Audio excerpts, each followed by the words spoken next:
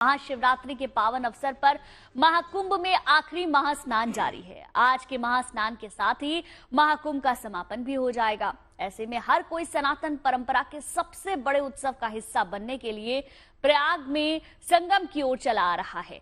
अब तक 65 करोड़ से ज्यादा लोग यहां स्नान कर चुके हैं। महाशिवरात्रि पर एक बार फिर रिकॉर्ड तोड़ श्रद्धालुओं के पहुंचने की उम्मीद है। प्रशासन की ओर से भी महाशिवरात्रि को लेकर खास तैयारी की गई है। ट्रैफिक मैनेजमेंट के लिए 6 और आईपीएस अधिकारियों की तैनाती भी हुई है। साथ ही प्रमुख रूटों पर जाम ना लगे, इसके लिए भी विशेष प्लान तैयार किया गया है। जीएनटी पर हम आस्था भक्ति के तमाम रंग लगातार आपके लिए लेकर आते हैं और हमने आपसे वादा किया था कि महाकुंभ की कोई भी तस्वीर आपसे छूटेगी नहीं। 13 जनवरी से लेकर आज तक यानी कि 26 फरवरी तक हर एक तस्वीर महाकुंभ की हमने आपको दिखाई है। महाशिवरात्रि की भी आज सबसे खूबसूरत तस्वीर प्रयागराज से और दिल्ली के अलग अलग हिस्सों से आज हम आपको दिखाने जा रहे हैं। ये कई तस्वीरें हम आपको दिखा रहे हैं जहां आज महाशिवरात्रि का पावन पर्व है, बड़ा मौका है और साथ ही साथ महाकुंभ का समापन भी हो रहा है। आस्था का सबसे बड़ा उत्सव इस वक्त देश ने मनाया है, जहां धर्म आध्यात्म का संगम हमें देखने के लिए मिला। 65 करोड़ से ऊपर श्रद्धालु आस्था की डुबकी लगाने के लिए प्रयागराज पहुंचे। हर कोई बस ये चाहता था कि एक बार वो संगम में डुबकी लगा ले और उसका जीवन धन्य हो जाए। देखिए, और आज का दिन इसलिए भी खास है क्योंकि आज महाशिवरात्रि है, भगवान शिव को प्रसन्न करने का दिन है और महाकुंभ का भी आज ही समापन हो रहा है। तो महाकुंभ का आखिरी स्नान भी है, लिहाजा हम आस्था भक्ति से जुड़ी तमाम तस्वीरें आपके लिए लाए हैं। 3 शुभ तस्वीरें इस वक्त हम आपके सामने दिखा रहे हैं। प्रयागराज में आखिरी महास्नान के लिए भक्तों की भीड़ भी नजर आ रही है। ताजा तस्वीरें आप देख सकते हैं। वहीं उज्जैन के श्री महाकालेश्वर मंदिर में आज भस्म आरती की गई और बाबा विश्वनाथ की नगरी के तो क्या ही कहने, यहां भी शिव भक्तों का उत्साह देखते ही बन रहा है। काशी विश्वनाथ मंदिर में सुबह पूजन आरती की ये तस्वीरें हम आपको दिखा रहे हैं। देखिए, पहली तस्वीर जो आप देख रहे हैं वो उज्जैन महाकाल भस्म आरती की ये तस्वीरें हैं। अद्भुत तस्वीरें होती हैं यहाँ पर हमेशा ही भस्म आरती की, और सबसे अद्भुत जो नजारा होता है वो होता है महाशिवरात्रि के दिन। दूसरी तस्वीर प्रयागराज की जहां आस्था की डुबकी लगाई जा रही है और आखिरी तस्वीर है वाराणसी की काशी विश्वनाथ मंदिर की, जहां हर साल लाखों लाख श्रद्धालु पहुंचते हैं। महाशिवरात्रि के दिन लंबी लंबी कतारें लगी हुई होती हैं और भगवान का आशीर्वाद हर कोई ले लेना चाहता है।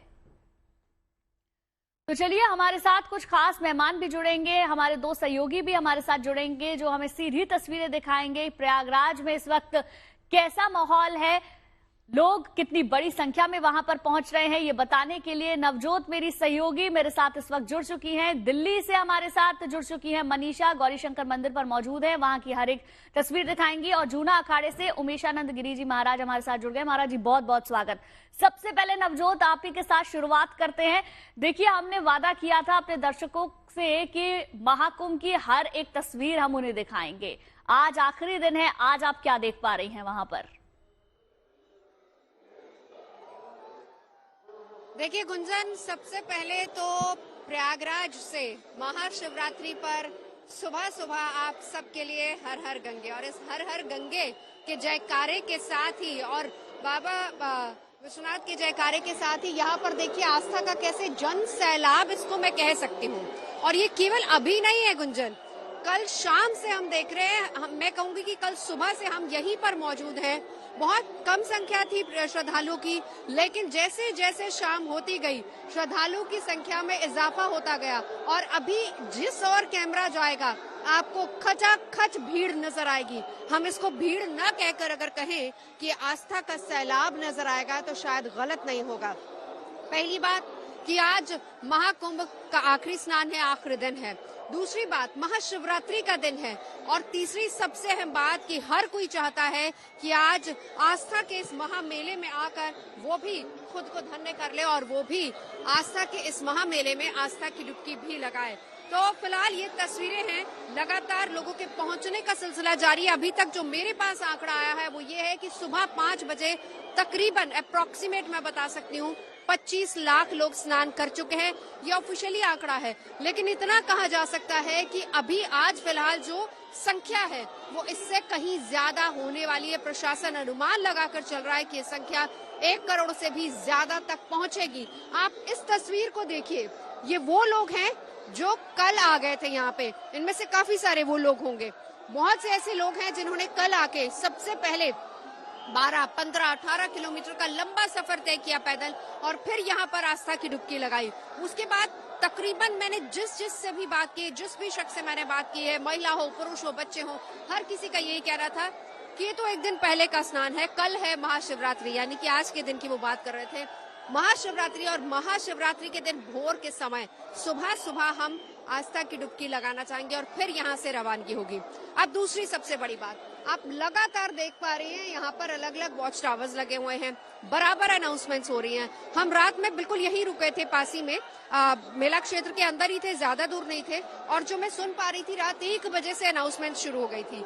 जहां जहां भीड़ ज्यादा इकट्ठा हो रही थी वहां वहां अनाउंसमेंट्स हो रही थी। पुलिस प्रशासन पूरी तरह से मुस्तैद है, इसमें कोई दो राय नहीं है। अनाउंसमेंट्स लगातार की जा रही, लोगों को ये भी बताया जा रहा है कि ठीक है, आप कोशिश ये करें कि हर तरफ स्नान आप कर सकते हैं क्योंकि आप प्रयाग की पवित्र धरती पर हैं, लेकिन लोगों की जो इच्छा होती है, जिज्ञासा होती है कि हम संगम नोज पर स्नान करेंगे। नोज इधर है और यहाँ से जितनी भीड़ आप देख रहे हैं, ये 2 रास्ते हैं, सामने से भीड़ आ रही है और ये पीछे से जो भीड़ आ रही है, तमाम ये सभी लोग केवल और केवल नोज पर जाके स्नान करना चाहते हैं। ये सबकी आस्था होती है। यहाँ पर बार बार अनाउंसमेंट्स करके ये कहा जा रहा है कि आप कहीं भी स्नान कीजिए। दूसरी बात, नोज पर बहुत बड़ी संख्या में इन्होंने सिविल डिफेंस के लोग भी मौजूद हैं, पुलिस प्रशासन वहां पर जगह जगह पर मौजूद है। इनफैक्ट तमाम बड़े अधिकारियों को भी आज हमने देखा, क्योंकि हम 4:30 के करीब यहाँ पे पहुंच गए थे, हमने देखा कि बड़े अधिकारी भी जगह जगह पर, चप्पे चप्पे पर बिल्कुल ऑन रोड तैनात है। और वो इसलिए कि कहीं भी किसी भी तरह की कुव्यवस्था न हो, हर चीज को सुनिश्चित किया जा रहा है। लोगों की सुरक्षा, लोगों का स्नान, फिर वहां से वापसी किस तरीके से होगी उसको भी सुनिश्चित किया जा रहा है। और इसीलिए अनाउंसमेंट के जरिए जहां पर लोगों की भीड़ थोड़ी ज्यादा बढ़ती है, तुरंत से वहां पे अनाउंसमेंट करके एक तो लोगों को सूचित किया जा रहा है, और दूसरी बात यह है कि यहाँ पर जितने सिविल डिफेंस या पुलिस प्रशासन के लोग हैं वो तुरंत से उस एरिया को खाली करवाते हैं। ये सबसे बड़ा मैनेजमेंट है और सबसे बड़ी चुनौती। देखिए, तमाम हमने देखे कि स्नान हो चुके हैं, महाकुंभ शुरू हुआ था 13 जनवरी को, उसके बाद से लेकर अभी तक की अगर हम बात करें तो जो अनुमान लगाया जा रहा था कि 50 करोड़ के करीब लोग होंगे जो कि आस्था की डुबकी लगाएंगे, स्नान करेंगे, लेकिन यह आंकड़ा 65 करोड़ के करीब पहुंच गया है। 26 दिनों में ही इस आंकड़े ने 45 करोड़ का आंकड़ा पार कर लिया था। और अभी फिलहाल हम आपको ये भी बता दें कि जिस तरीके से लगातार आज श्रद्धालु यहाँ पर पहुंच रहे हैं, उससे अनुमान यही लगाया जा रहा है कि कम से कम आज 1 करोड़ से ऊपर श्रद्धालु पहुंचेंगे। यानी कि हम ये मान के चले कि 65 करोड़ से भी ज्यादा श्रद्धालु यहाँ पहुंच सकते हैं। अब श्रद्धालुओं की जो इच्छा है, पहली बात तो कल स्नान किया और दूसरी बात आज फिर से स्नान करना है। यही एक बड़ी वजह है कि यहाँ पर खासतौर पर संगम एरिया में भीड़ ज्यादा है, लेकिन धीरे धीरे जैसे जैसे दिन चढ़ेगा हम देखेंगे कि भीड़ थोड़ी कम होती जाएगी। उसका बड़ा कारण है कि जो लोग कल आए हैं उनकी कोशिश ये रहेगी कि वो तुरंत से स्नान करें सुबह सुबह, क्योंकि उनकी कोशिश भोर में स्नान करने की। सबसे पहले सुबह सुबह वो लोग स्नान करते हैं और फिर वो यहाँ से रवानगी अपनी करेंगे और फिर उसके बाद धीरे धीरे दूसरा लौट आएगा। ये अलग अलग जगह पर बैरिकेडिंग करके लोगों को रोका जा रहा है। धीरे धीरे भीड़ छोड़ी जाती है। वापस से जैसे ही लोग स्नान करते हैं संगम से तुरंत से उनको डाइवर्ट कर दिया जाता है, बाहर की तरफ उनको किया जा रहा है, ताकि ये एटलीस्ट पूरा जो एरिया है संगम का, इसको खाली कराया जा सके। उमेशानंद जी हमारे साथ हैं। गुंजन, मैं एक सवाल उनसे करना चाहूंगी। उमेशानंद जी, देखिए हम यहाँ पर खड़े हैं और कल जिस तरीके से तस्वीर थी, आज वो तस्वीर बिल्कुल उलट है। ये मैं कल शाम की तस्वीर की बात कर रही हूँ, 7 बजे की तस्वीर। इतनी भीड़ नहीं थी, इतना जन सैलाब, इतना आस्था का सैलाब नहीं था, लेकिन आज इससे मैं कह सकती हूँ इससे 2 गुना, क्योंकि बहुत मुश्किल हो पा रहा है यहाँ पर चलना। लेकिन हाँ, ये है कि चीजें पूरी तरह से व्यवस्थित है। कितना महत्व बताया गया है उमेशानंद जी शास्त्रों में महाशिवरात्रि पर सुबह सुबह पहले स्नान का, भोर में जो लोग स्नान करते हैं, क्योंकि लोगों की आस्था इसी को लेकर मैंने देखी। लोग गए नहीं अपने अपने घरों में। यहाँ पर हमने देखा है कि अपने अपने जहाँ जहाँ पर उनको जाना था वो गए नहीं। यहाँ पर तमाम लोग सोए हुए हैं। उनका ये कहना था कि रात को यहीं सोएंगे और यहीं से सुबह स्नान करने के बाद वापस हम घर की तरफ रवाना होंगे। सभी लोग यहाँ, कोई लेटा है, कोई बैठा है, कोई रात भर कीर्तन कर रहा था, भजन कर रहा था, लेकिन स्नान सुबह सुबह करना है। उमेशानंद जी, पहले तो आप सभी को और संपूर्ण भारतवासियों को महाशिवरात्रि की बहुत बहुत हार्दिक शुभकामनाएं।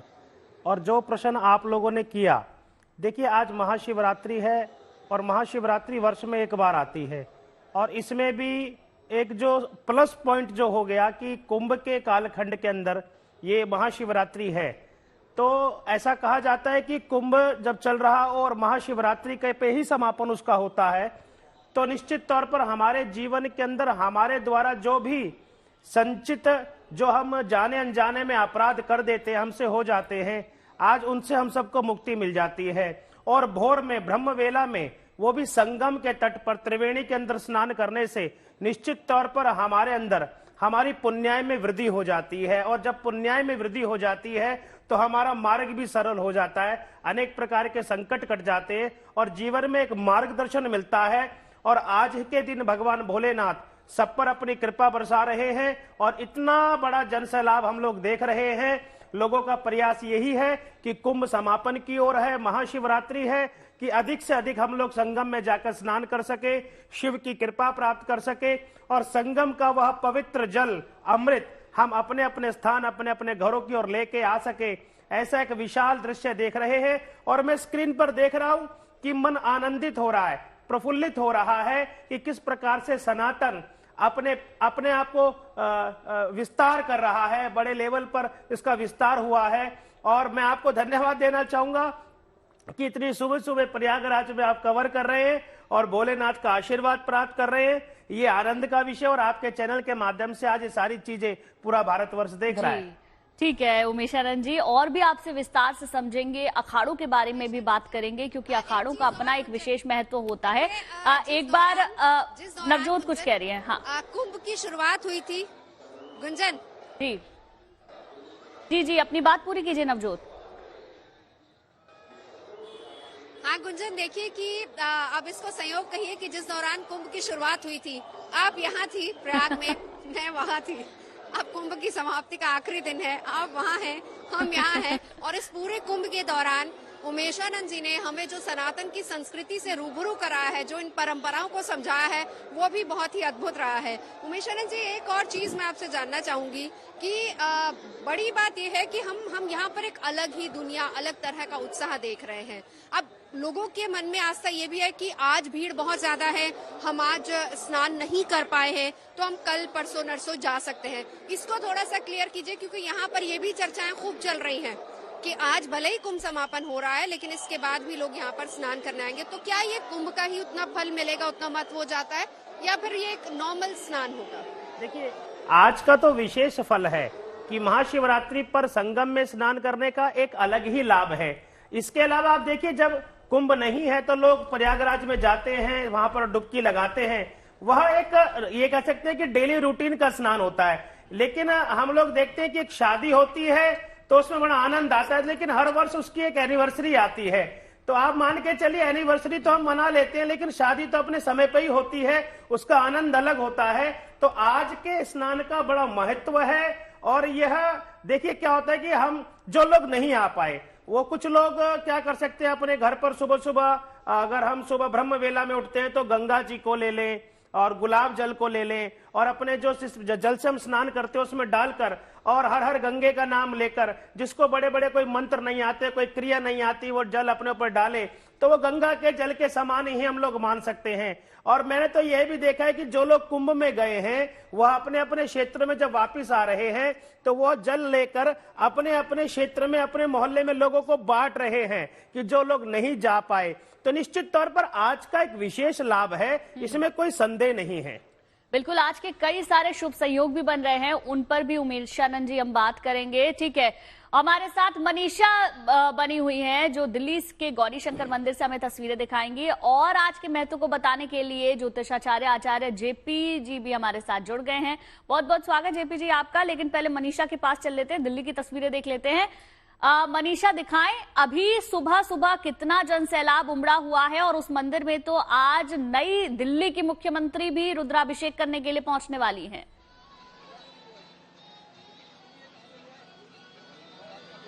गुंजन, सबसे पहले तो हर हर महादेव और जीएनटी के सभी दर्शकों को आपको महाशिवरात्रि की ढेर सारी शुभकामनाएं।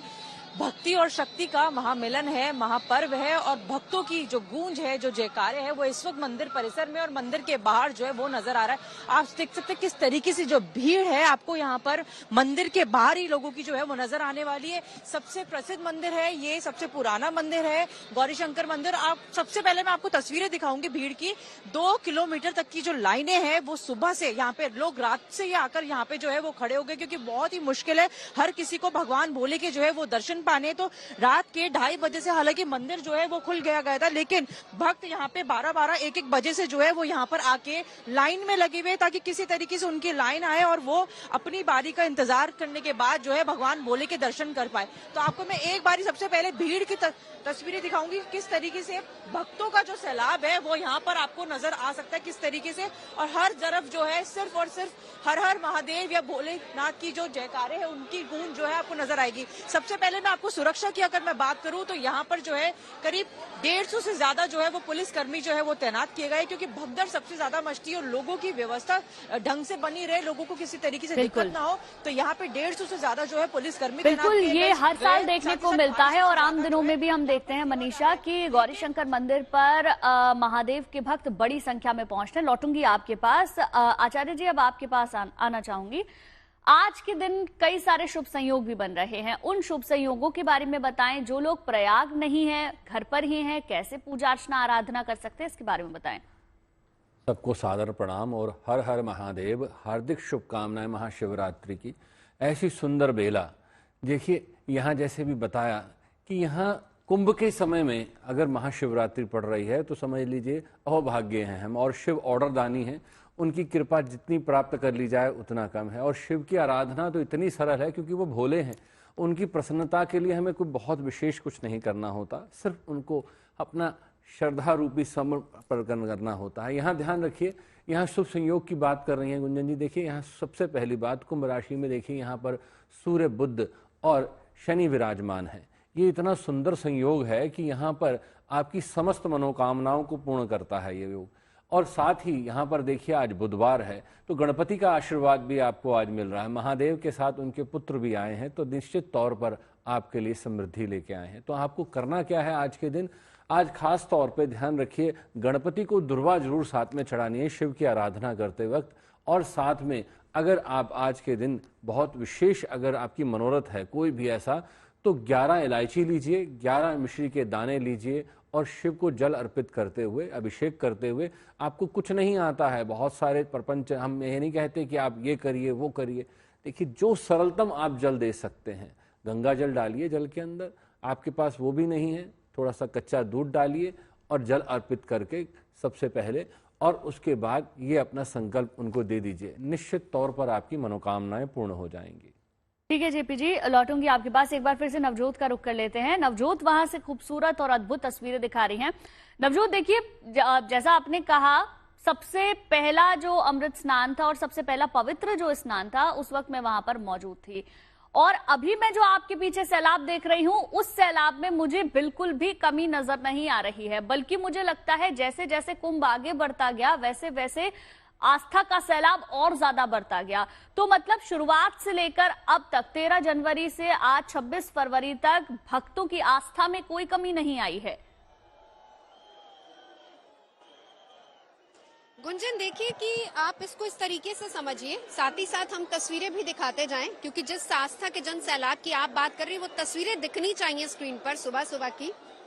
देखिए जिस दिन की आप बात कर रही हैं 13 अप्रैल या माफ कीजिएगा 13 जनवरी 14 जनवरी जब पहला अमृत स्नान था। अब देखिए कि लोगों में पहली बात तो 12 साल बाद कुंभ लगा, ये बात भी कही गई कि 144 साल बाद शुभ संयोग बन रहा है, ये भी लोगों में इच्छा थी। और बहुत से लोग ऐसे होते हैं जिनमें ये इच्छा होती है कि हम सबसे पहले जाके आस्था की डुबकी लगाएं।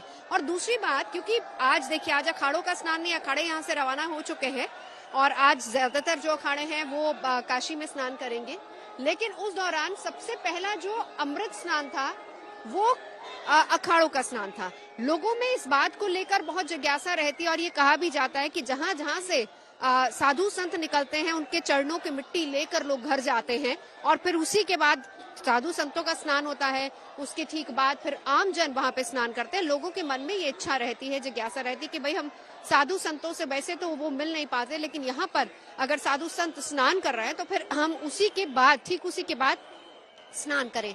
ये तो वो बात हुई। लेकिन कुछ लोग ऐसे भी थे जिनको लगा कि नहीं, थोड़ी सी भीड़ चढ़ जाए। अब आपको याद होगा कि उसके ठीक बाद जितने भी अमृत स्नान हुए, हम चाहे मौनी अमावस्या की बात करें, बसंत पंचमी की बात करें, कितनी भीड़ थी। हमने थ्रू आउट अगर हम बात करें कि महाकुंभ में देखा है, खास तौर पर वीकेंड्स पे बार बार प्रशासन को इसके बारे में लोगों को कहना पड़ रहा था कि ज्यादा लोग जो है वो वीकडेज में आइए, आप वीकेंड्स में नहीं आइए। भीड़ बहुत ज्यादा थी, बहुत मुश्किल हो रहा है प्रशासन को। आप सोचिए कि हमारे घर में ही 4-5 मेहमान अगर एक्स्ट्रा आ जाते हैं तो हमारे लिए कितना मुश्किल होता है चीजों को मैनेज करना, लेकिन यहाँ तो करोड़ों की भीड़ है और प्रशासन को उसे मैनेज करना है।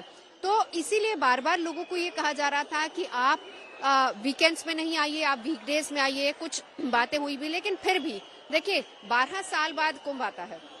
हर किसी की इच्छा होती है कि भाई अभी नहीं तो फिर कब। तो इसीलिए जैसे जैसे समाप्ति की तरफ बढ़ता जा रहा है, ये हमने देखा। जैसे क्योंकि इस वीकेंड भी आप देख लीजिए, जो आखिरी वीकेंड था सैटरडे संडे का, बहुत ज्यादा भीड़ थी। उस दिन भी प्रशासन को एक अलार्मिंग सिचुएशन की तरह इस पूरी सिचुएशन को हैंडल करना पड़ा था। और वहां और तमाम जो प्रयाग के बाउंड्री एरियाज हैं, वहां पर कितना लंबा लंबा जाम लगा था। 25 किलोमीटर के जाम की खबर आई थी, क्योंकि लोग चाह रहे थे कि जैसे तैसे वो जाएं और स्नान करके वापस आए। अब वही बात आपने बिल्कुल सही कहा कि जैसे जैसे अपने आखिरी पड़ाव की तरफ कुंभ बढ़ रहा है, हम आज का दिन भी कहेंगे। और मैं तो ये भी मान के चल रही हूँ कि हम मान के चले कि आज भले आखिरी अमृत स्नान है, आखिरी स्नान, लेकिन कल परसों नरसों भीड़ आती रहेगी। लोग इंतजार कर रहे हैं। ऐसे बहुत से भक्त हैं, बहुत से लोग हैं जो कुंभ के दौरान पुण्य नहीं कमा पाए हैं, लेकिन वो चाहते हैं कि इसके ठीक बाद हम जाके स्नान करें।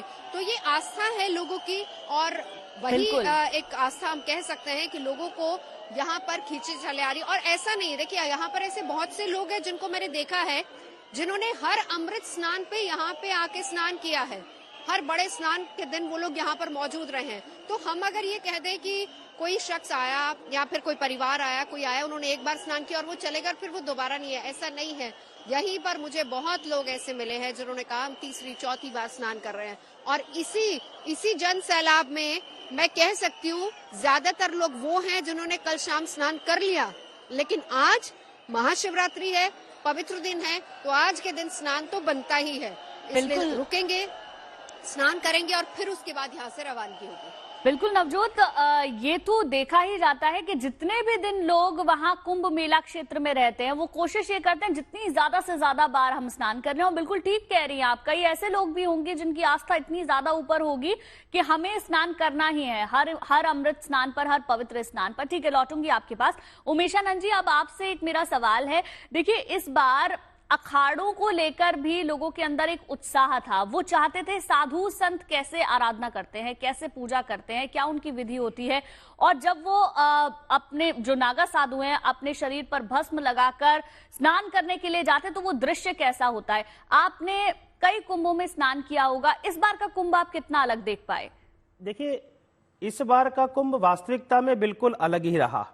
जहां तक आपने अखाड़ों की बात करी कि जो आम जनमानस है वह अखाड़ों के बारे में परिचित नहीं होता, कि जो लोग भी कुंभ में गए उन लोगों ने देखा कि भाई अखाड़े, तो पहली बात तो ये होती है कि लोगों को ये पता लगता है कि भाई अखाड़े हैं क्या, अखाड़ों में होता क्या है, इनकी गतिविधि क्या है, ये कुंभ के बाद चले कहां जाते हैं और अखाड़े में रहता कौन है, इनकी पूजा पद्धति क्या है, ये लोगों को बड़ी सरलता से कुंभ में समझने का मौका मिलता है। देखिए, हमारे 13 अखाड़े हैं और जिसमें अगर हम लोग बोले तो 7 अखाड़े शैव हैं और 3 अखाड़े वैष्णव संप्रदाय के आधार पर चलते हैं और 3 अखाड़े और हैं।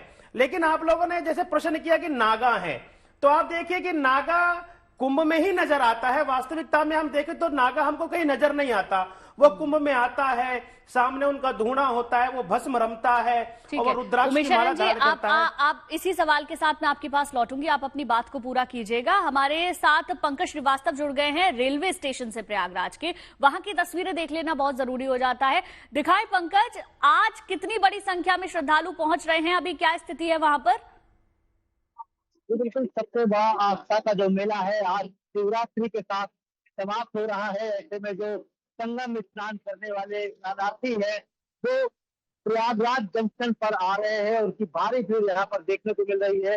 जो लंबी कतार है जो यहाँ पर श्रद्धालु की आ रही है और अपनी ट्रेन पकड़ने के लिए जा रहे हैं। तो हमारे पीछे आप देख सकते हैं तो लगातार ये श्रद्धालु यहाँ पर लाइन से आ रहे हैं और अपनी ट्रेन पकड़ने के लिए। जो यहाँ पर पुलिसकर्मी है वो उनको सुगम रास्ता बता रहे हैं कि जिस तरह से उनकी ट्रेन को जाना है। तो ये जो पुलिसकर्मी है यहाँ पर लोगों को रास्ता बता रहे हैं कि आपको इस ट्रेन पर बैठना है, इस जगह पर जाना है, तब आपको वहां पर ट्रेन मिलेगी।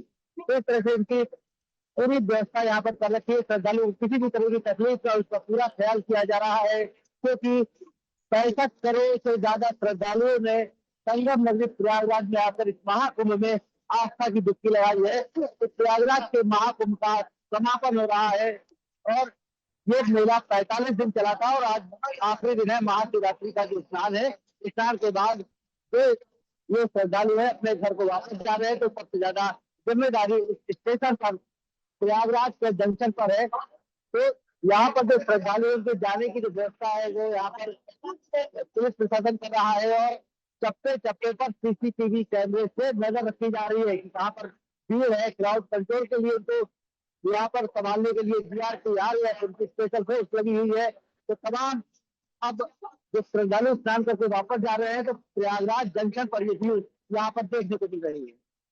ठीक है पंकज, बहुत बहुत शुक्रिया आपका हमारे साथ जुड़ने के लिए। अब मैं आपसे कहूंगी महाराज जी आप अपनी बात पूरी करें, नवजोत उसके बाद आपके पास आते हैं। देखिए, मैं जैसे नागाओं के बारे में कह रहा था, नागा अपने आप में एक बहुत बड़ी शक्ति है।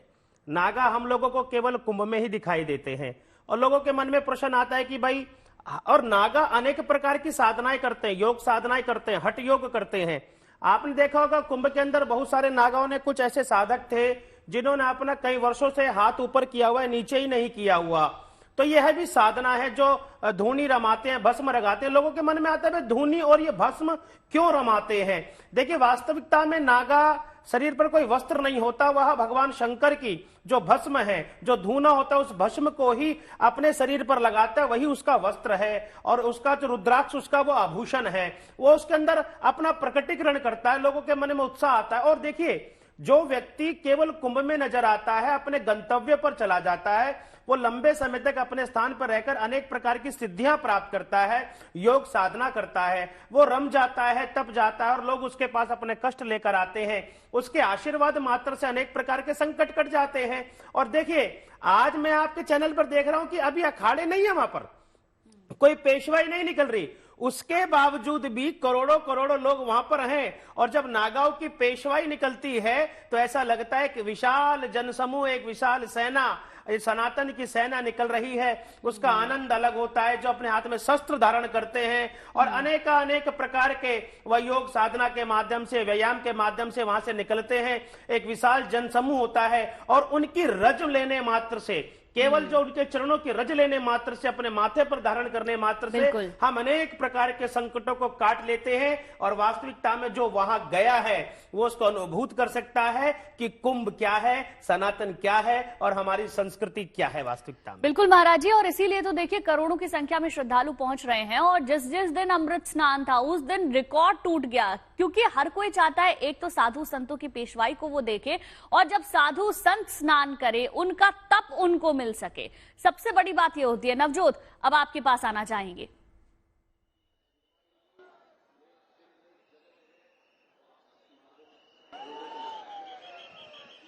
नवजोत, मेरी आवाज आप तक पहुंच रही है? सवाल आपसे तस्वीर, आस्था जी, और धर्म से जुड़ा हुआ है। सवाल मेरा बस आपसे यही है कि तस्वीरें आप लगातार दिखाते रहें। जी, तस्वीर एक दिखाती हूँ गुंजन आपको जरा। योगेंद्र, ये तस्वीर दिखाइए। देखिए गुंजन, ये मैं आपको बता रही थी कि सुबह से हम यहाँ पे खड़े हुए हैं, पीछे से जो भक्तों का सैलाब आ रहा है वो हर कोई चाह रहा है कि नोज की तरफ जाए, स्नान करे। लेकिन अब उस एरिया में इतनी ज्यादा भीड़ हो चुकी है कि अगर आप इस तस्वीर को देखेंगे, देखिए प्रशासन के लोग यहाँ पर आ चुके हैं। पुलिस प्रशासन अब से कुछ ही क्षण पहले अनाउंसमेंट्स हुई हैं। पहले तो यहाँ पर जितने रेडी पटरी वाले उनको यहाँ से उठा दिया गया है क्योंकि वहां बहुत ज्यादा भीड़ हो चुकी है। तो एक रास्ता बनाया गया, एक आप देख सकते हैं कि रस्सी के सहारे पूरी चेन बनाई गई है। इस पूरी जो भीड़ है इसको डाइवर्ट किया जा रहा है दूसरी तरफ।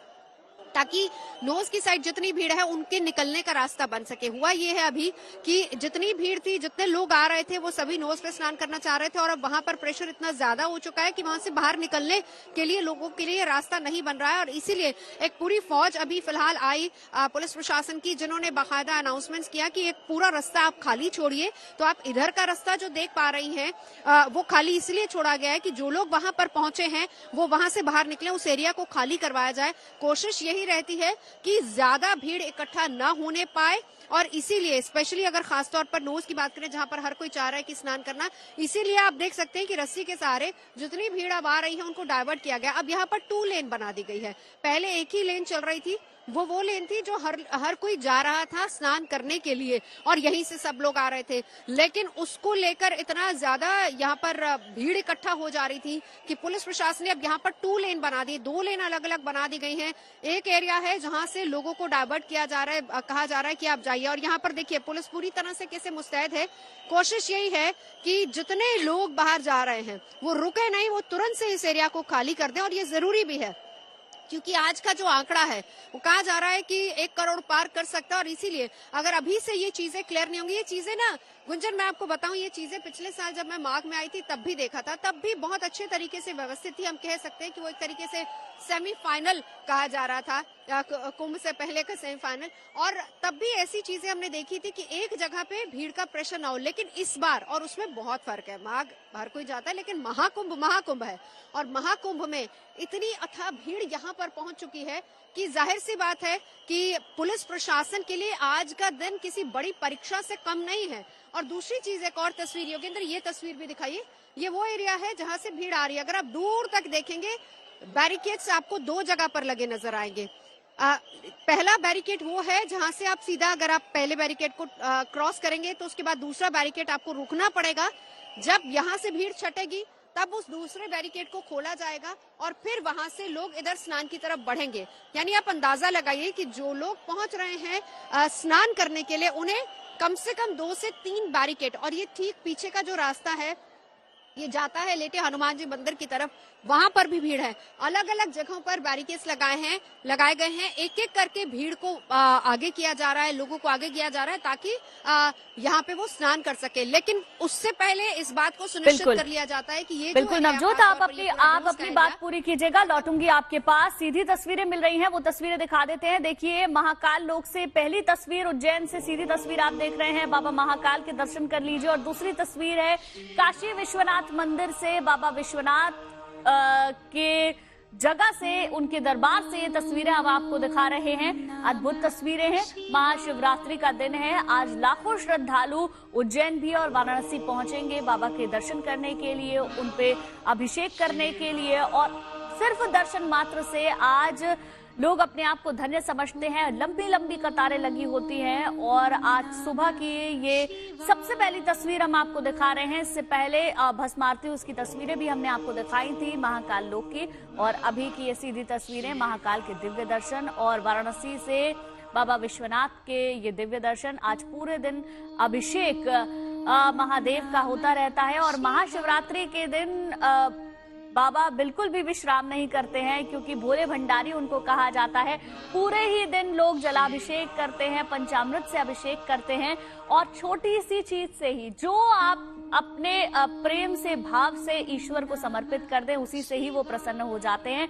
तो ये दोनों तस्वीरें हम आपको दिखा रहे हैं, महाकाल के दर्शन पहली तस्वीर में आप करेंगे, दूसरी तस्वीर काशी विश्वनाथ के मंदिर की है। वाराणसी से ये तस्वीर हम आपको दिखा रहे हैं। शिव मंदिरों में जहां तांता लगा हुआ है, ये तो ज्योतिर्लिंगों की तस्वीरें हैं, वहां पर तो बड़ी संख्या में श्रद्धालु होते ही हैं, लेकिन हर एक शिव मंदिर में पूरे देश भर के इस वक्त भक्तों का तांता लगा हुआ है। हर कोई अपने घर के नजदीक या जहां पर भी वो रहता है उसके नजदीक जाकर बाबा भोलेनाथ को प्रणाम करना चाहता है, उनको अभिषेक करना चाहता है और एक लोटा जल चढ़ाकर अपनी मनोकामना को पूरी कर लेना चाहता है। और इतने से ही मात्र भगवान प्रसन्न हो जाते हैं।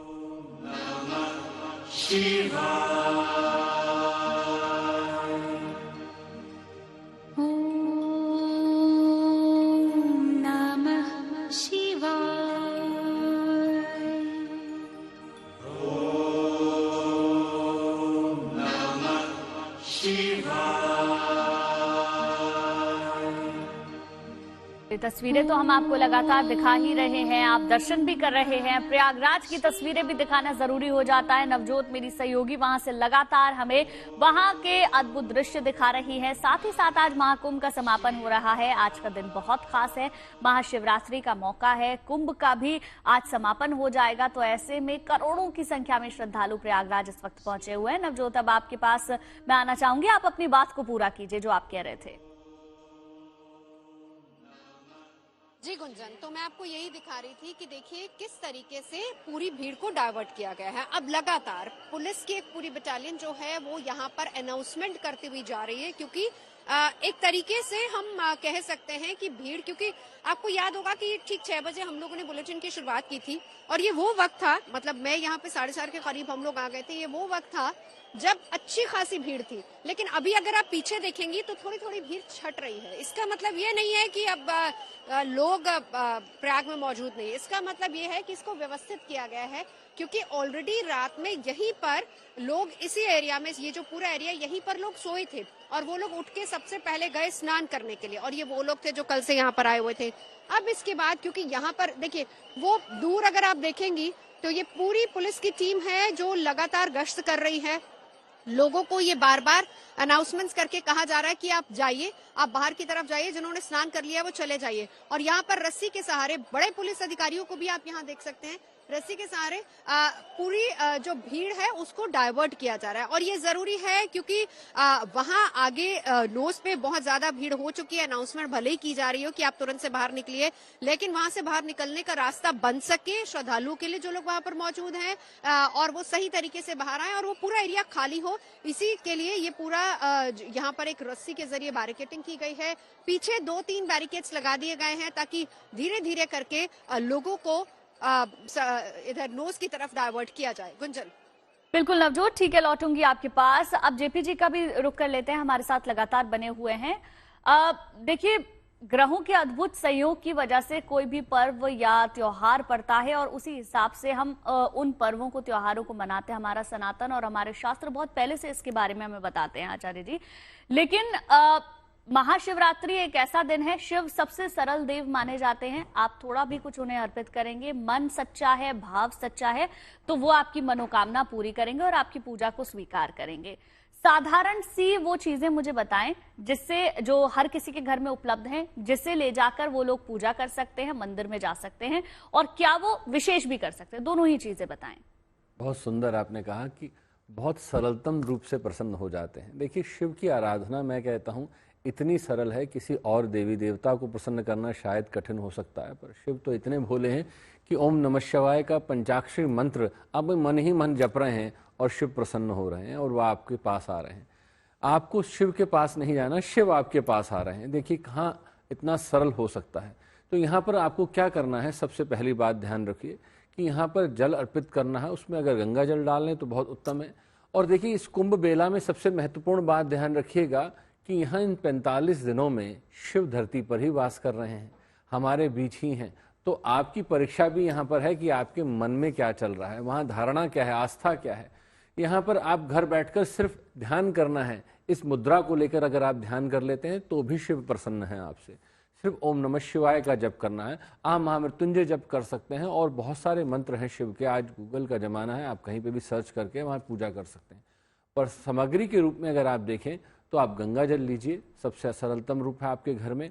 आप वहाँ पे इलायची लीजिए, वो आपके घर में है। मिश्री लीजिए। आप यहाँ पर बहुत सारी और वस्तुएं हैं, जैसे कि यहाँ पर आप देखिए कि आप वहाँ पर सबसे पहले शहद अर्पित कर सकते हैं। शिव प्रसन्न होते हैं शहद से। आपको धन धान्य चाहिए, शिव को शहद अर्पित करिए। आप इत्र अर्पित कर सकते हैं। आप वहाँ पर, यहाँ पर आप गंगा जल के साथ मिश्रित करके चीनी डाल सकते हैं। तो बहुत सारी चीज़ें हैं ऐसे आप जो अपने घर में कर सकते हैं। आप दुर्वा अर्पित कर सकते हैं, आप पुष्प अर्पित कर सकते हैं, बेलपत्र अर्पित कर सकते हैं।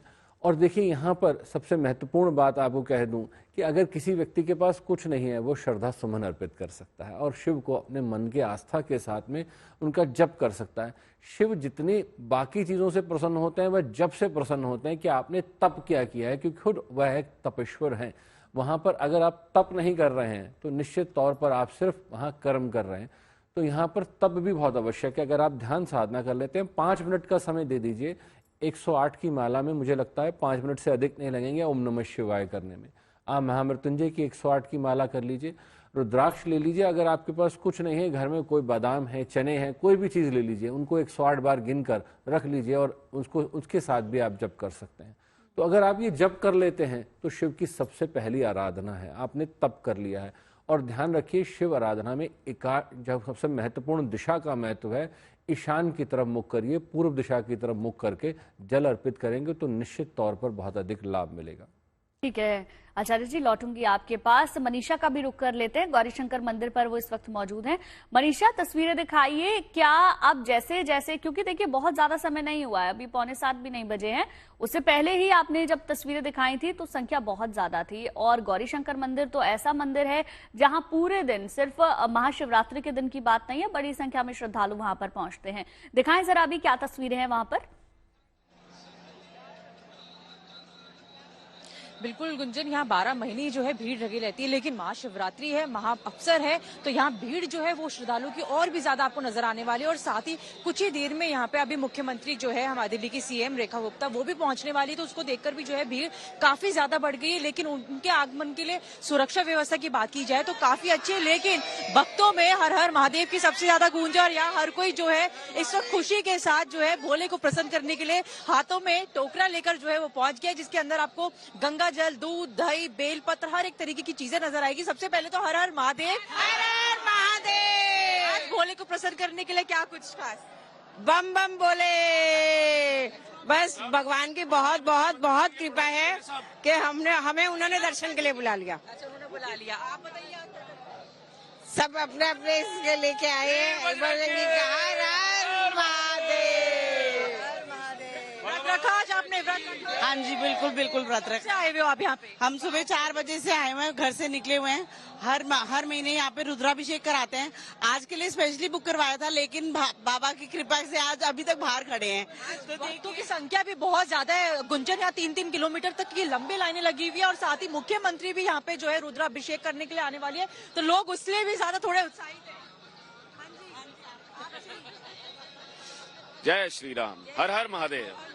आप देख सकते हैं लोगों की भीड़ तो है, भक्त बहुत ज्यादा है। आप एक बार मैं आपको तस्वीरें दिखाती हूँ कि किस तरीके से जो व्यवस्था है वो यहाँ पर पूरी तरीके से इन लोगों ने बनाई हुई है। यहाँ पे जिस हिसाब से मैंने बताया 150 से ज्यादा जो है पुलिसकर्मी हालांकि तैनात किए गए, लेकिन भीड़ एक बार गुंजन आप देख सकते हैं कि कितनी ज्यादा आपको लंबी लंबी यहाँ पे कतार जो है वो लोगों की नजर आने वाली है। लाइन इतनी ज्यादा है, लोगों की व्यवस्था ढंग से बनी रहे तो उसका साफ जो ध्यान है वो बहुत ही ज्यादा मंदिर की तरफ से, मंदिर प्रशासन की तरफ से जो है रखा गया है, ताकि किसी भी तरीके की कोई दिक्कत ना हो। आपको एक बार मैं तस्वीर दिखा दूं, ये तो मंदिर के ठीक बाहर की तस्वीरें, लेकिन उसके साइड दिखाऊं मैं आपको उधर की तस्वीरें, तो आप देख सकते हैं कि लाइन जो है वो कितनी ही दूर तक, चांदनी चौक के अंदर तक जो है वो लाइनें आपको जाते हुए जो है वो नजर आने वाली है।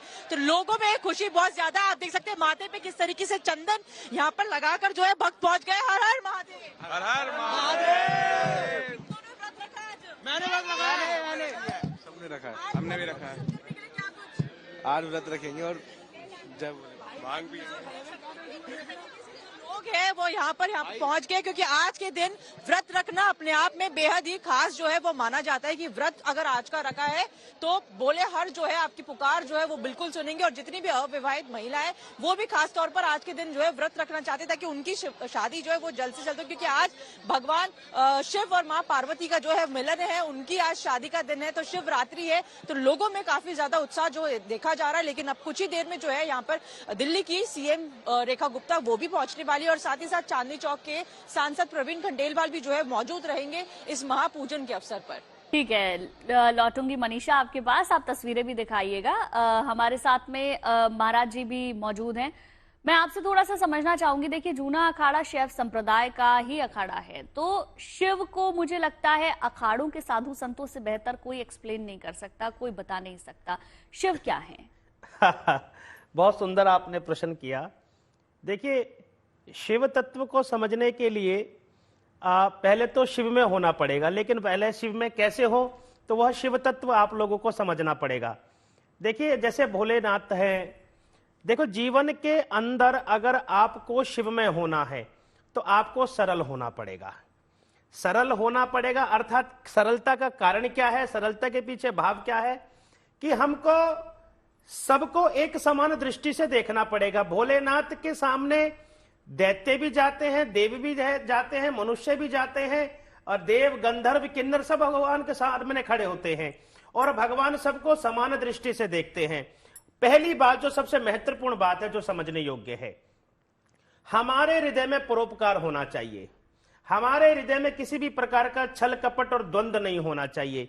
एक समान दृष्टि होनी चाहिए और व्यक्ति की कथनी में और करनी में अंतर नहीं होना चाहिए निश्चित तौर पर। और एक जो आपने प्रश्न किया, बड़ा सुंदर प्रश्न किया है। देखिए, शिव क्या है? आपको शिव को जानना चाहते हैं, शिव को प्राप्त करना चाहते हैं, बड़ा सरल है, लेकिन इसमें एक छोटी सी साधना है। आप सुबह सुबह आज ही के दिन से प्रारंभ कीजिए कि सुबह अपने घर से निकलें, जो भी व्यक्ति आपको दिखाई दे, शाम तक दिखाई दे, जितने भी दिखाई दे, आप मन ही मन में, हृदय में उसको देखकर मन ही मन में मानिए कि सामने वाला शिव है और उसको प्रणाम कीजिए और उसको मन में प्रणाम कीजिए। और इस अभ्यास को आप 40 दिन 41 दिन चलाइए। आपको अनुभव होने लगेगा इस 40-41 दिन के बाद कि मैं जिस जिस व्यक्ति को देखता हूं वो शिव ही है, शिव तत्व है, शिव में संसार हो गया। फिर छल, दम, द्वेष, कटुता, ये अनेक प्रकार के द्वंद्व कहां विराजमान रह जाएंगे जब हर कोई शिव ही नजर आने वाला है। जब शिव शिव होगा तो मेरा मन भी शिव होगा। ये सरल साधना है, जो स्वीकार करेगा सब आनंद ही आनंद हो जाएगा। और आपने एक प्रश्न किया कि जूना अखाड़े के लिए शिव क्या है? देखिए, जूना अखाड़े के लिए शिव सब कुछ है, सर्वस्व है, वही हमारे प्राण हैं, वही सब कुछ है। उनके अलावा हम किसी को हम दाएं बाएं नहीं देखते। लेकिन शिव के साथ जो जो जुड़े हुए हैं, चाहे गणेश हो, माता पार्वती हो, कार्तिक हो, नंदी हो, सिंहराज हो, मयूर हो और मूसक हो, ये शिव परिवार है। तो हम सब शिव परिवार की तरह बने, उसका आनंद ले। जहां एक तरफ सिंहराज है तो एक तरफ नंदी है, एक तरफ मयूर है तो एक तरफ सांप है, तो एक तरफ मूसक है। आपने देखा होगा कि पूरा का पूरा जो परिवार है, जो इसके अंदर सबके वाहन है, ये एक दूसरे के विपरीत हैं। विपरीत होने के बावजूद भी ये सामूहिकता के साथ, वसुदेव कुटुंबकम की परिभाषा के साथ, अलग अलग विचारों को रखने के बावजूद भी एक ही रहते हैं, प्यार से रहते हैं। इसी को शिव तत्व कहते हैं, इसी को शिवमय कहते हैं, इसी को शिव धारण करना कहते हैं। विचार अलग अलग हैं लेकिन एक साथ रहते हैं, ना नुकसान पहुंचाते ना नुकसान करते हैं। यही शिव है और शिव में पूरा संसार है। और आज प्रत्येक मंदिर में, आपके चैनल के अंदर आप भी और हम भी सब शिव में हो गए। यही जीवन का आनंद है। बिल्कुल महाराज जी, बहुत अच्छी बात आपने कही। अब देखिए, जूना अखाड़े में सबसे ज्यादा नागा साधु भी हैं और ये नागा साधु वाराणसी जाकर स्नान करते हैं, तो वाराणसी की तस्वीरें देख लेना भी जरूरी हो जाता है। रोशन जायसवाल हमारे संवाददाता ने नागा साधुओं से खास बातचीत की, सुनवाते हैं जरा आपको। यूं तो महाशिवरात्रि का पर्व हर वर्ष मनाया जाता है, लेकिन इस बार महाकुंभ की महाशिवरात्रि है, जिसको लेकर काशी में विशेष तैयारी है। इस समय वाराणसी के हम 4 नंबर गेट काशी विश्वनाथ के बाहर मौजूद हैं और देख सकते हैं कि अब से कुछ ही देर में नागा सन्यासी अलग अलग अखाड़ों के आने वाले हैं। जूना अखाड़े की अगुवाई में लगभग 7 नागा सन्यासी बाबा काशी विश्वनाथ के दर्शन के लिए आएंगे। अपने निशान के साथ, अपने आराध्य के साथ वो दर्शन करेंगे, जिसको लेकर देख सकते हैं पूरी तरह से यहाँ जीरो रूट किया जा रहा है और श्रद्धालुओं को नागा सन्यासी की राह में आने से रोकने की पूरी कोशिश पुलिस कर रही है। लगातार विशिल बजाए जा रहे हैं, लोगों को समझाया जा रहा है और तमाम श्रद्धालु यहाँ पर कतारों में खड़े हैं। पहले ही बताया गया था कि 4 नंबर गेट से आम श्रद्धालुओं की एंट्री सुबह 6 बजे से 9 बजे के बीच में रोक दी जाएगी और देख सकते हैं आप जो तमाम श्रद्धालु हैं उनकी एंट्री इन 3 घंटे के दौरान नहीं हो सकेगी। हम श्रद्धालुओं से बात करने की कोशिश करते हैं। कहाँ से आ रहे हैं आप? हैदराबाद से हैं हम लोग। क्या कार्यक्रम था आपका और अभी कहाँ पहुँचे हैं और कितने देर से लगे हुए हैं? हम कुंभ का मेला जाके, राम मंदिर जाके आए और उसके बाद ये आज के दिन महाशिवरात्रि है, आज के दिन दर्शन करने से क्या आप मानते हैं, क्या मन्नतें पूरी होती हैं? हम शंकर भगवान को मानते हैं, भोलेनाथ को मानते हैं बोल के हम आ गए। तो देख सकते हैं घंटों लाइन से महिलाएं, पुरुष, बुजुर्ग लोग लगे हुए हैं। कहाँ से आ रही हैं और आज के दिन की क्या खास बात है? हम राजस्थान से बांसवाड़ा से आए हैं। और आज तो हम प्रयागराज आए थे कुंभ में, और आज शिवरात्रि है तो बहुत गोल्डन चांस है आज का, इसलिए हम दर्शन करने आए यहाँ पे। आज के दिन महाशिवरात्रि पर बाबा के जलाभिषेक दुग्धाभिषेक का क्या महत्व है, किस तरह की मनोकामनाएं पूर्ण होती है? सभी की मनोकामनाएं पूरी होती है। आप कहाँ से आ रहे हैं भाई साहब? झालावाड़ राजस्थान से। महाशिवरात्रि पर खास दर्शन का कार्यक्रम बना के आए हैं? यहाँ प्रयागराज आए थे कुंभ में, वहाँ से फिर यहाँ आ गए। देख सकते हैं कि देश के कोने कोने से श्रद्धालु बाबा काशी विश्वनाथ के दर्शन के लिए काशी आ पहुंचे हैं, लेकिन फिलहाल 4 नंबर गेट से इनकी एंट्री रोक दी गई है। 3 घंटों तक यह प्रवेश रुका रहेगा। जब तक नागा सन्यासी दर्शन कर नहीं चले जाते हैं तो अन्य गेटों से ही प्रवेश काशी विश्वनाथ मंदिर में कराया जाएगा। हमारे साथ में खास मेहमान लगातार बने हुए हैं। आचार्य जेपी सिंह जी भी हमारे साथ बने हुए हैं। जेपी जी, देखिए इतनी बड़ी संख्या में लोग पहुंचते हैं किसी भी धार्मिक स्थल पर, आप देख लीजिए अलग अलग ज्योतिर्लिंगों पर आज के दिन पहुंचते हैं। इतना ज्यादा क्यों मन में भाव होता है कि हम ज्योतिर्लिंगों पर ही जाएं? क्या बहुत सारे ऐसे लोगों को भी मैंने देखा है जिनके घर में ही शिवलिंग है, वो उसी पर ही पूजा कर लेते हैं। जो ऑफिस जाने वाले लोग हैं वो तो सिर्फ मानसिक पूजा करते हैं, मन में ही ईश्वर का ध्यान करते हैं, मन में ही रुद्राभिषेक कर लेते हैं। कितना दोनों में अलग अलग महत्व है और क्या दोनों बराबर है? देखिए, बहुत महत्वपूर्ण और बहुत सुंदर प्रश्न है आपका कि लोग अक्सर एक बात कहते हैं कि हम वहाँ जाकर क्यों स्नान करें, वहाँ उस मंदिर में जाके पूजा करें, परमात्मा तो मन में ही है। बिल्कुल ठीक बात है, आप अपनी जगह पर बिल्कुल ठीक है, पर एक बात ध्यान रखिएगा कि आपको कनेक्टिविटी चाहिए होती है। आज टेक्नोलॉजी के युग में बड़ा समझना आसान होगा। आपको कहीं भी आज इलेक्ट्रॉनिक चीज आइटम कोई भी आप यूज़ करते हैं उसको प्लग में सर्किट में देना ज़रूरी है, तभी आपका कनेक्शन ऑन होगा, इलेक्ट्रिसिटी सप्लाई मिलेगी और आपका इक्विपमेंट चलेगा। तो यहाँ पर उस परमात्मा से जुड़ना है तो उसके उद्गम स्थान पर जाना ही होगा, जहाँ पर ये शक्तियाँ केंद्रित होती हैं, जहाँ वह महत्वपूर्ण स्थान है वहाँ आपको जाना ही होगा। और वहाँ जाकर जो श्रद्धा आपको मिलती है, जो बाकी लोगों का ऑरा आपको मिलता है, वह आपके अंतःकरण में वह बदलाव पैदा करता है। कारण क्या है, अकेला व्यक्ति कभी भी अपनी आस्था को उतना परिपूर्ण नहीं कर सकता जितना लोगों के समूह को देख के करता है। जैसे 4 लोग बैठ के हर हर महादेव चिल्ला रहे हों, चीख रहे हों, कार और पुकार लगा रहे हों, तो आपका मन स्वयं केंद्रित हो जाएगा, आपके ऑरा में भी चेंजेस आ जाएंगे। और अगर आप अकेले बैठ के हैं तो आपका मन भटकना शुरू हो जाएगा। तो इसीलिए यहाँ पर इन तीर्थों पर जाकर आपकी श्रद्धा बढ़ती है, आस्था बढ़ती है। और सनातन की महत्ता ये है कि देखिए, जैसे अभी महर्षि बता रहे थे कि कितनी सुंदर बात कि यहाँ पर नागा साधु विचरण करते हैं और उसके बाद लुप्त हो जाते हैं, 12 वर्ष तक तप करते हैं और उसके बाद आकर जन कल्याण की धारणा से वह समाज में आकर उनको आशीर्वाद देते हैं, वहाँ पर उनके साथ जुड़ते हैं। पर ध्यान दीजिए खास तौर पे इस बात पर कि हम इन स्थानों पर जाकर अपने मनोरथ की सिद्धि के लिए जा रहे हैं या ईश्वर से जुड़ने के लिए जा रहे हैं। अगर हम ईश्वरीय तत्व को पाना चाहते हैं, क्योंकि मनुष्य का जन्म सिर्फ मोक्ष प्राप्ति के लिए हुआ है, यहाँ पर अपनी ज़रूरतों को पूरा करने के लिए नहीं हुआ है।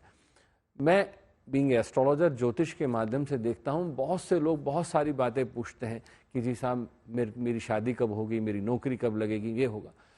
शायद ही कोई सालों में, आज 32 वर्ष का मेरा कार्यकाल है और उसमें मैं देखता हूँ कि मुश्किल से 32 ही लोग मिले होंगे मुझे जिन्होंने मुझसे ये पूछा कि मुझे मोक्ष मिल पाएगा, मैं उस प्रभु को प्राप्त कर पाऊंगा।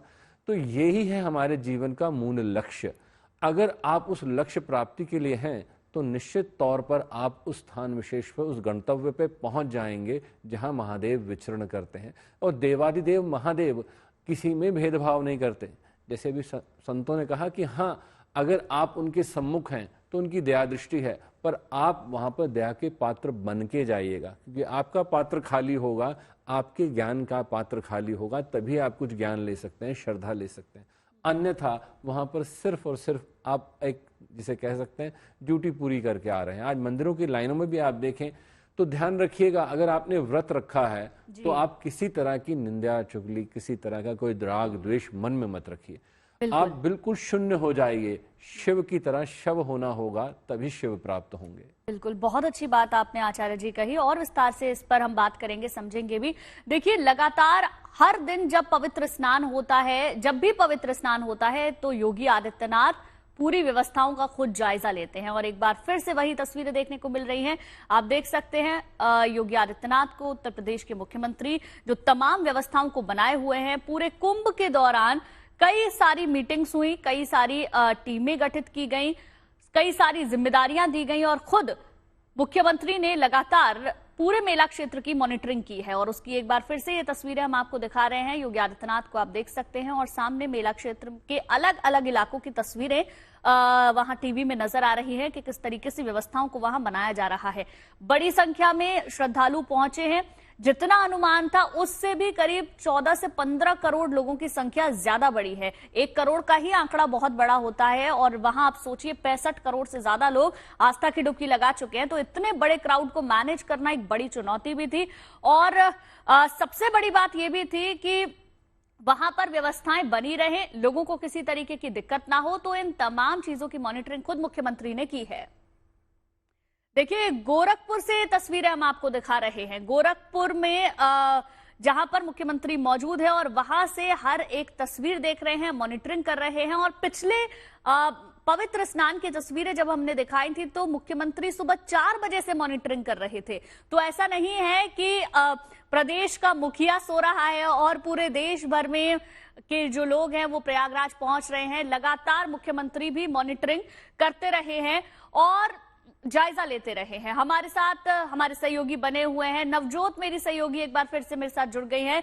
नवजोत, देखिए पहले एक तस्वीर दिखा देती हूँ। नवजोत, लौटूंगी आपके पास। देखिए, काशी विश्वनाथ बड़ी संख्या में लोग पहुंचे हैं और नागा साधु वहां पर कैसे नजर आ रहे हैं, क्योंकि आज ज्यादातर नागा साधु काशी में स्नान करेंगे और उनकी एक झलक भी अभी नजर आई थी। वहां पर व्यवस्थाओं को बनाने के लिए पुलिस अधिकारी भी पहुंचे हुए हैं जिन्हें अभी आप देख रहे हैं और नागा साधु आज गंगा में स्नान करेंगे।